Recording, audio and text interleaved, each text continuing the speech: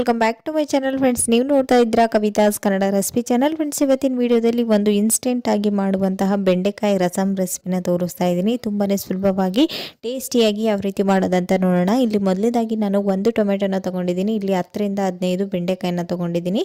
ಹಾಗೆಯೇ rasam powder ready ಮಾಡ್ಕೊಳ್ಳೋದಕ್ಕೆ ನಾನಿಲ್ಲಿ ಒಂದು 4 ಬೆಳ್ಳುಳ್ಳಿ ಹಾಗೆ 1 ಟೇಬಲ್ ಸ್ಪೂನ್ ಅಷ್ಟು ಕರಿಮೆಣಸನ್ನು ತಗೊಂಡಿದ್ದೀನಿ. ಹಾಗೆಯೇ 1 ಟೇಬಲ್ ಸ್ಪೂನ್ ಅಷ್ಟು ಜೀರಿಗೆನೂ ಕೂಡ ತಗೊಂಡಿದ್ದೀನಿ. ಇವೆಲ್ಲವನ್ನು ಇವಾಗ ಒಂದು ಮಿಕ್ಸಿ ಜಾರಲ್ಲಿ ಹಾಕಿ ಈ ರೀತಿಯಾಗಿ ಗ್ರೈಂಡ್ ಮಾಡ್ಕೊಂಡು ತಗೊಳ್ಳಿ. ಜಸ್ಟ್ ತರಿಯಾಗಿರಬೇಕು. ಒಂದು ಸ್ವಲ್ಪ ಕೊತ್ತಂಬರಿ ಸೊಪ್ಪು ಹಾಗೆ ಕರಿಬೇವು ಸೊಪ್ಪನ್ನು ಹಾಕಿ ಗ್ರೈಂಡ್ ಮಾಡ್ಕೊಂಡಿದ್ದೀನಿ. ನೀವು ಬೇಕಂದ್ರೆ ಹಾಕೊಳ್ಳಿ, ಇಲ್ಲಾಂದ್ರೆ ಸ್ಕಿಪ್ ಕೂಡ ಮಾಡ್ಬೋದು. ಇವಾಗ ಇಲ್ಲಿ ನೋಡ್ತಾ ಇದ್ರೆ ಒಗ್ಗರಣೆಗೋಸ್ಕರ ನಾನು ಟೊಮೆಟೊನ ಈ ರೀತಿ ಸಣ್ಣ ಸಣ್ಣ ಪೀಸ್ಗಳಾಗಿ ಕಟ್ ಮಾಡಿದ್ದೀನಿ. ಹಾಗೆಯೇ ಒಂದು ಸ್ವಲ್ಪ ಬ್ಯಾಡಗಿ ಮೆಣಸಿನಕಾಯಿ ಮತ್ತೆ ಬೆಂಡೆಕಾಯಿನ ಈ ರೀತಿ ಸಣ್ಣ ಸಣ್ಣ ಪೀಸ್ಗಳಾಗಿ ಕಟ್ ಮಾಡ್ಕೊಂಡಿದ್ದೀನಿ. ಇವಾಗ ಒಗ್ಗರಣೆನ ರೆಡಿ ಮಾಡ್ಕೊಳ್ಳೋಣ. ಇಲ್ಲಿ ನಾನು ಒಂದು ಪ್ಯಾನ್ ಅನ್ನು ಬಿಸಿ ಮಾಡೋದಕ್ಕೆ ಇಟ್ಟಿದ್ದೀನಿ. ಪ್ಯಾನ್ ಬಿಸಿ ಆದ ನಂತರ ಇದಕ್ಕೆ 1-2 ಟೇಬಲ್ ಸ್ಪೂನ್ ಅಷ್ಟು ಎಣ್ಣೆನ ಹಾಕಿದ್ದೀನಿ. ಎಣ್ಣೆ ಬಿಸಿ ಆದ ನಂತರ ಇದಕ್ಕೆ 1 ಟೇಬಲ್ ಸ್ಪೂನ್ ಅಷ್ಟು ಸಾಸಿವೆ, ಜೀರಿಗೆ ಹಾಗೂ 1-2 ಬ್ಯಾಡಗಿ ಮೆಣಸಿನಕಾಯಿ ಮತ್ತೆ ಕರಿಬೇವು ಸೊಪ್ಪನ್ನು ಹಾಕಿ ಚೆನ್ನಾಗಿ ಫ್ರೈ ಮಾಡ್ಕೊಳ್ಳಿ. ಇವೆಲ್ಲವನ್ನು ಚೆನ್ನಾಗಿ ಫ್ರೈ ಮಾಡ್ಕೊಂಡ ನಂತರ ಇದಕ್ಕೆ ಮೊದಲಿಗೆ ಕಟ್ ಮಾಡಿ ಇಟ್ಕೊಂಡಿರುವಂತಹ ಬೆಂಡೆಕಾಯಿ ಹಾಗೂ ಟೊಮೆಟೊನ ಸೇರಿಸ್ಕೊಂಡು ಒಂದ್ಸರಿ ಎಣ್ಣೆಯಲ್ಲಿ ನೀಟಾಗಿ ಫ್ರೈ ಮಾಡಿ ಇದನ್ನ ಒಂದು ಲಿಡ್ ನ ಕ್ಲೋಸ್ ಮಾಡಿ ಈ ಬೆಂಡೆಕಾಯಿ ಎಲ್ಲಾನು ಚೆನ್ನಾಗಿ ಫ್ರೈ ಆಗೋವರೆಗೂ ಇದನ್ನ ನೀಟಾಗಿ ಫ್ರೈ ಮಾಡ್ಕೊಳ್ಬೇಕು. ಇದರಲ್ಲಿ ಮೇನ್ ಟಿಪ್ ಇದು, ನೆನಪಿರ್ಲಿ ನಿಮಗೆ. ಬೆಂಡೆಕಾಯಿ ಚೆನ್ನಾಗಿ ಫ್ರೈ ಆದ್ರೇನೆ ಈ ಒಂದು ರಸಂಗೆ ಒಂದೊಳ್ಳೆ ಟೇಸ್ಟ್ ಇರುತ್ತೆ.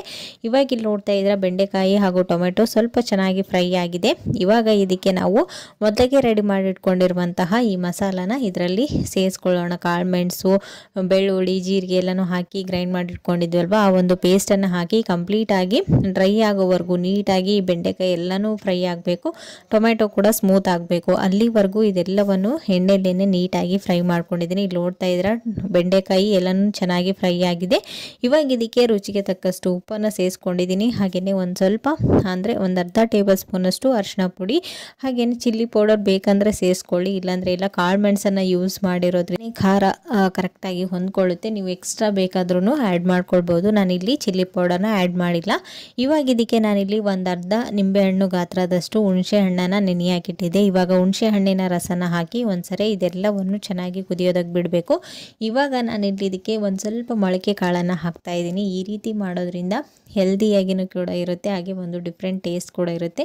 ಇದ್ದರೆ ಹಾಕೊಳ್ಳಿ, ಇಲ್ಲಾಂದರೆ ಇಲ್ಲ, ಆಪ್ಷನಲ್ ಅದು. ಇವಾಗ ಈ ಒಂದು ಮೊಳಕೆ ಕಾಳನ್ನು ಹಾಕಿ ನಿಮ್ಗೆ ಎಷ್ಟು ನೀರು ಬೇಕು ನೋಡಿಕೊಂಡು ನೀವು ನೀರನ್ನು ಸೇರಿಸ್ಕೊಳ್ಳಿ. ಓಕೆನಾ? ಇಷ್ಟೇ ಫ್ರೆಂಡ್ಸ್, ತುಂಬ ಈಸಿಯಾಗಿ ನೀವು ಮಾಡ್ಕೊಳ್ಬೋದು. ಇವಾಗ ಲಾಸ್ಟಲ್ಲಿ ಇದಕ್ಕೆ ರಸಂ ಪುಡಿ ಅಥವಾ ಸಾಂಬಾರು ಪುಡಿನೂ ಕೂಡ ನೀವು ಹಾಕ್ಕೊಳ್ಬೋದು.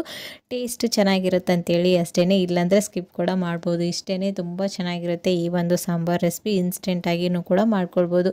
ಯಾವುದೇ ರೀತಿ ಬೇಳೆ ಬೇಯಿಸೋ ಒಂದು ಅವಶ್ಯಕತೆನೇ ಇಲ್ಲ. ಓಕೆನಾ? ನೆಗಡಿ, ಜ್ವರ ಮತ್ತು ಜೀರ್ಣಕ್ರಿಯೆ ಪ್ರಾಬ್ಲಮ್ಸ್ ಏನಾದರೂ ಇದ್ದರೆ ಈ ಒಂದು ಸಾಂಬಾರ್ ರೆಸಿಪಿನ ನೀವು ಸೂಪ್ ಥರನೂ ಕೂಡ ಕುಡಿಬೋದು. ಹಾಗೆ ರೈಸ್ ಜೊತೆಗೆ ತಿಂದರೆ ಎಲ್ಲ ಸಮಸ್ಯೆಗಳಿಗೆ ಇದು ಒಂದು ಬೆಸ್ಟ್ ಮನೆಮದ್ದು ಅಂತಲೇ ಹೇಳ್ಬೋದು. ಇವಾಗ ಲಾಸ್ಟಲ್ಲಿ ಇದಕ್ಕೆ ಸ್ವಲ್ಪ ಕೊತ್ತಂಬರಿ ಸೊಪ್ಪನ್ನು ಹಾಕಿ ಟೇಸ್ಟ್ನ ನೋಡಿಕೊಂಡು ಸಾಲ್ಟನ್ನು ಅಡ್ಜಸ್ಟ್ ಮಾಡ್ಕೊಳ್ಳಿ. ಇವಾಗ ಇದನ್ನು 1-2 ನಿಮಿಷ ಚೆನ್ನಾಗಿ ಲಿಡ್ನ ಕ್ಲೋಸ್ ಮಾಡಿ ಕುದಿಸ್ಕೊಂಡ್ರೆ ನಮ್ಮ ಬೆಂಡೆಕಾಯಿ ರಸಂ ರೆಸಿಪಿ ರೆಡಿ. ಇದನ್ನು ಬಿಸಿ ಬಿಸಿ ರೈಸ್ ಜೊತೆಗೆ ಸ್ವಲ್ಪ ನಿಂಬು ಚಟ್ನಿ ಹಾಗೆಯೇ ಒಂದು ಸ್ವಲ್ಪ ಶೇಂಗಾ ಪುಡಿ ಜೊತೆಗೆ ಸರ್ವ್ ಮಾಡ್ತಾ ಇದ್ದೀನಿ. ಇವತ್ತು ನೈಟ್ ಡಿನ್ನರ್ಗೆ ಇದಾಗಿತ್ತು. ಸೊ ಫ್ರೆಂಡ್ಸ್, ನೋಡಿದ್ರಲ್ವಾ, ಬೇಳೆನ ಯೂಸ್ ಮಾಡ್ದೇನೆ ನಾವು ಈ ರೀತಿ ಒಂದು ಕ್ವಿಕ್ ಆಗಿರುವಂಥ ರಸಂ ರೆಸಿಪಿನ ರೆಡಿ ಮಾಡ್ಕೊಳ್ಬೋದು. ಹಾಗೆಯೇ ಬೇಳೆನ ಹಾಕಿ ಮಾಡುವಂಥ ಒಂದು ಟೇಸ್ಟಿ ಆದಂಥ ರಸಂ ರೆಸಿಪಿನೂ ಕೂಡ ಇವತ್ತಿನ ವಿಡಿಯೋದಲ್ಲಿ ನೋಡೋಣ. ಬನ್ನಿ, ಅದಕ್ಕೆ ಏನೆಲ್ಲ ಇಂಗ್ರೀಡಿಯೆಂಟ್ಸ್ ಬೇಕಂತೇಳಿ ತಿಳಿಸ್ತೀನಿ. ಬನ್ನಿ ನೋಡ್ಕೊಂಡು ಬರೋಣ. ಓಕೆನಾ?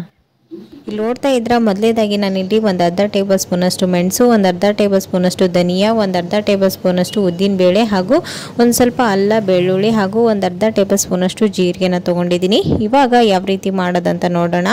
ಇಲ್ಲಿ ಒಂದು ಪ್ಯಾನನ್ನು ಬಿಸಿ ಮಾಡೋದಕ್ಕೆ ಇಟ್ಟಿದ್ದೀನಿ. ಇವಾಗ ಇವೆಲ್ಲವನ್ನು ಸ್ವಲ್ಪ ರೋಸ್ಟ್ ಮಾಡ್ಕೊಳ್ಬೇಕು. ಹಾಗಾಗಿ ಒಂದು ಅರ್ಧ ಟೇಬಲ್ ಸ್ಪೂನ್ ಅಷ್ಟು ಎಣ್ಣೆನ ಹಾಕಿದ್ದೀನಿ. ಹಾಕಿ ಇವೆಲ್ಲ ಮಸಾಲ ಐಟಮ್ಸ್ಗಳನ್ನು ಸ್ವಲ್ಪ ಹೊತ್ತು ರೋಸ್ಟ್ ಮಾಡ್ಕೊಂಡು ತೊಗೊಳ್ಬೇಕು. ಕಹಿ ಆಗಿಬಿಡುತ್ತೆ. ನೀವು ಜಾಸ್ತಿ ಹೈ ಫ್ಲೇಮ್ ಇಟ್ಟು ಫ್ರೈ ಮಾಡ್ಕೊಳ್ಳೋದಕ್ಕೆ ಹೋಗಬೇಡಿ. ಲೈಟಾಗಿ ಹೊಂಬಣ್ಣ ಬರೋವರೆಗೂ ಇದೆಲ್ಲವೂ ಚೆನ್ನಾಗಿ ಫ್ರೈ ಆದರೆ ಸಾಕು. ಇಲ್ಲಿ ನೋಡ್ತಾ ಇದ್ರೆ ಇವಾಗ ಎಲ್ಲನೂ ಫ್ರೈ ಸ್ವಲ್ಪ ತಣ್ಣಗಾದ ನಂತರ ಇದನ್ನು ಒಂದು ಮಿಕ್ಸಿ ಜಾರ್ಗೆ ಹಾಕೊಂಡು ಪೌಡರ್ ಮಾಡಿ ತೊಗೊಳ್ಬೇಕು. ಇಲ್ಲಿ ನೋಡ್ತಾ ಇದ್ರೆ ಇಷ್ಟು ಪೌಡರ್ ಇದ್ರೆ ಸಾಕು. ಇವಾಗ ಇದಕ್ಕೆ ನಾನಿಲ್ಲಿ ಒಂದು ಟೊಮೆಟೊನ ಈ ರೀತಿ ಸಣ್ಣ ಸಣ್ಣದಾಗಿ ಕಟ್ ಮಾಡ್ಕೊಂಡಿದ್ದೀನಿ. ಒಂದು ಸ್ವಲ್ಪ ಹಸಿಮೆಣಸಿನಕಾಯಿ ಹಾಗೆ ಬೆಳ್ಳುಳ್ಳಿನೂ ಕೂಡ ತೊಗೊಂಡಿದ್ದೀನಿ ಒಗ್ಗರಣೆಗೋಸ್ಕರ. ಇವಾಗ ಇಲ್ಲಿ ಒಂದು ಪ್ಯಾನನ್ನು ಬಿಸಿ ಮಾಡೋದಕ್ಕೆ ಇಟ್ಟಿದ್ದೀನಿ. ಪ್ಯಾನ್ ಬಿಸಿ ಆದ ನಂತರ ಇದಕ್ಕೆ ಒಗ್ಗರಣೆಗೆ ಎಷ್ಟು ಬೇಕಷ್ಟು ನೋಡಿಕೊಂಡು ಎಣ್ಣೆನ ಹಾಕೊಳ್ಳಿ. ಎಣ್ಣೆ ಸ್ವಲ್ಪ ಬಿಸಿ ಆದ ನಂತರ ಇದಕ್ಕೆ 1 ಟೇಬಲ್ ಸ್ಪೂನ್ ಅಷ್ಟು ಜೀರಿಗೆ, ಸಾಸಿವೆ ಹಾಗೂ ಒಂದು ಸ್ವಲ್ಪ ಬೆಳ್ಳುಳ್ಳಿ ಮತ್ತು 1 ಬ್ಯಾಡಗಿ ಮೆಣಸಿನಕಾಯಿನ ಹಾಕ್ಕೊಂಡಿದ್ದೀನಿ. ಇವಾಗ ಈ ಬೆಳ್ಳುಳ್ಳಿ ಎಲ್ಲನೂ ನೀಟಾಗಿ ಫ್ರೈ ಆಗೋವರೆಗೂ ಫ್ರೈ ಮಾಡ್ಕೊಳ್ಳಿ. ನಂತರ ಇಲ್ಲಿ ಒಂದು 4 ರಿಂದ 5 ಹಸಿರು ಮೆಣಸಿನಕಾಯಿನ ಸೇರಿಸ್ಕೊಳ್ತಾ ಇದ್ದೀನಿ. ಖಾರಕ್ಕೆ ಎಷ್ಟು ಬೇಕಷ್ಟು ನೋಡಿಕೊಂಡು ಸೇರಿಸ್ಕೊಳ್ಳಿ. ಇವೆಲ್ಲವೂ ಚೆನ್ನಾಗಿ ಫ್ರೈ ಆದ ನಂತರ ಇದಕ್ಕೆ ಮೊದಲಿಗೆ ಕಟ್ ಮಾಡಿ ಇಟ್ಕೊಂಡಿರುವಂತಹ ಈ ಟೊಮೆಟೊನೂ ಕೂಡ ಸೇರಿಸ್ಕೊಂಡು ಈ ಟೊಮೆಟೊ ಎಲ್ಲನೂ ಚೆನ್ನಾಗಿ ಸ್ಮೂತ್ ಆಗೋವರೆಗೂ ಆಯಿಲಲ್ಲಿ ನೀಟಾಗಿ ಫ್ರೈ ಮಾಡ್ಕೊಳ್ಬೇಕು. ಇದೆಲ್ಲವೂ ಚೆನ್ನಾಗಿ ಫ್ರೈ ಆದ ನಂತರ ನಾವು ಮೊದಲಿಗೆ ಗ್ರೈಂಡ್ ಮಾಡಿ ಇಟ್ಕೊಂಡಿದ್ವಲ್ವ ಎಲ್ಲ ಮಸಾಲ ಐಟಮ್ಸ್ಗಳನ್ನು ಹಾಕಿ ಆ ಒಂದು ಪೌಡರ್ನ ಇದರಲ್ಲಿ ನೀವು ಹಾಕ್ಕೊಂಡು ಫ್ರೈ ಮಾಡ್ಕೊಳ್ಬೇಕು. ಈ ಒಂದು ಪೌಡರ್ನ ಜಾಸ್ತಿ ಕೂಡ ಮಾಡಿ ನೀವು ಇಟ್ಕೊಳ್ಬೋದು ಸ್ಟೋರ್ ಮಾಡಿ. ತುಂಬಾ ಟೇಸ್ಟಿಯಾಗಿರುತ್ತೆ ಈ ಒಂದು ರಸಮ್. ಯಾವಾಗಲೂ ಮಾಡುವಂಥ ರಸಮ್ಗಿಂತ ಇದು ಒಂದು ಸ್ವಲ್ಪ ಡಿಫ್ರೆಂಟ್ ಆಗಿರುತ್ತೆ ಅಂತಲೇ ಹೇಳ್ಬೋದು. ಲೆಮನ್ ಗಾರ್ಲಿಕ್ ರಸಮ್ ಆಗಿರೋದ್ರಿಂದ ಇದು ಶೀತ, ನೆಗಡಿ, ಕೆಮ್ಮು ಇದ್ದಾಗ ಸೂಪ್ ಥರನೂ ಕೂಡ ಕುಡಿಬೋದು. ತುಂಬಾ ಟೇಸ್ಟಿಯಾಗಿರುತ್ತೆ, ಹಾಗೆ ಹೆಲ್ತಿಗೂ ಕೂಡ ತುಂಬಾ ಒಳ್ಳೆಯದು. ಓಕೆನಾ? ಸೊ ಇಲ್ಲಿ ನೋಡ್ತಾ ಇದ್ರೆ ಟೊಮೆಟೊ ಕೂಡ ಎಣ್ಣೆಯಲ್ಲಿ ನೀಟಾಗಿ ಫ್ರೈ ಆಗಿದೆ. ಇವಾಗ ಇಷ್ಟು ಸ್ಮೂತ್ ಆದ ನಂತರ ಟೊಮೆಟೊಗೆ ಒಂದು ಅರ್ಧ ಟೇಬಲ್ ಸ್ಪೂನ್ ಅಷ್ಟು ಅರಿಶಿನ ಕೂಡ ಹಾಕ್ತಾ ಇದ್ದೀನಿ. ನಂತರ ನಾವು ಮೊದಲಿಗೆ ಗ್ರೈಂಡ್ ಮಾಡಿ ಇಟ್ಕೊಂಡಿರುವಂಥ ಈ ಮಸಾಲ ಪೌಡರ್ ಎಷ್ಟು ಬೇಕು ನಿಮಗೆ ಕ್ವಾಂಟಿಟಿ ನೋಡಿಕೊಂಡು ಸೇರಿಸ್ಕೊಳ್ಳಿ.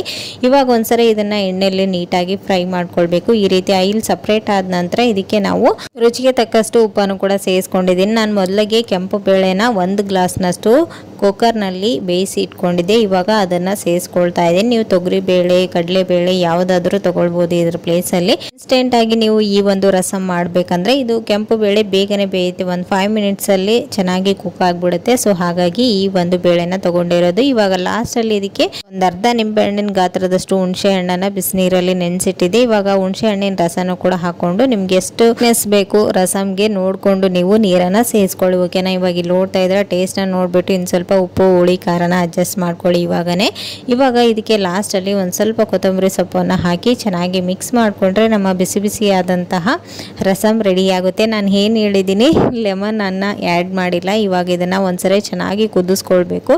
ಇದನ್ನು 1-2 ಮಿನಿಟ್ಸ್ ಚೆನ್ನಾಗಿ ಕುದಿಸ್ಕೊಂಡ ನಂತರನೇ ಇದು ಸ್ವಲ್ಪ ಸ್ಟವ್ನ ಆಫ್ ಮಾಡಿ ಕೆಳಗಡೆ ಇಟ್ಟ ನಂತರ ಇವಾಗ ಇದಕ್ಕೆ ನಾವು ಒಂದು ಅರ್ಧ ಹೋಳ್ನಷ್ಟು ನಿಂಬೆಹಣ್ಣನ್ನು ಹಿಂಡ್ಕೊಳ್ಬೇಕಾಗುತ್ತೆ. ಲಾಸ್ಟಲ್ಲಿನೇ ಇದನ್ನು ನಿಂಬೆಹಣ್ಣನ್ನು ಆ್ಯಡ್ ಮಾಡಬೇಕು ಈ ಒಂದು ರಸಮ್ಗೆ. ಲಾಸ್ಟಲ್ಲಿ ಒಂದ್ಸರಿ ಚೆನ್ನಾಗಿ ಮಿಕ್ಸ್ ಮಾಡಿಕೊಂಡು ಬಿಸಿ ಬಿಸಿ ರೈಸ್ ಜೊತೆಗೆ ಇದನ್ನು ಸರ್ವ್ ಮಾಡಿದರೆ ಎಲ್ಲರೂ ಇಷ್ಟಪಟ್ಟು ತಿಂತಾರೆ ಮತ್ತು ಡೈಜೆಸ್ಟ್ ಕೂಡ ಚೆನ್ನಾಗಾಗುತ್ತೆ. ಫ್ರೆಂಡ್ಸ್, ನೋಡಿದ್ರಲ್ವ ಇವತ್ತಿನ ಈ ಒಂದು ಇನ್ಸ್ಟೆಂಟ್ ರಸಮ್ ರೆಸಿಪಿ ನಿಮಗೂ ಕೂಡ ಖಂಡಿತ ಇಷ್ಟ ಆಯ್ತು ಅಂತ ಅಂದ್ಕೊಂಡಿದ್ದೀನಿ. ಇಷ್ಟ ಆದರೆ ಪ್ಲೀಸ್ ಒಂದು ಲೈಕ್ ಕೊಡೋದನ್ನು ಮರಿಬೇಡಿ. ಮತ್ತು ನಾಳೆ ಹೊಸ ರೆಸಿಪಿ ಒಂದಿಗೆ ಮತ್ತೆ ನಿಮ್ಮನ್ನ ಮೀಟ್ ಮಾಡ್ತೀನಿ ಫ್ರೆಂಡ್ಸ್. ಅಲ್ಲಿವರೆಗೂ ಟೇಕ್ ಕೇರ್, ಬಾಯ್.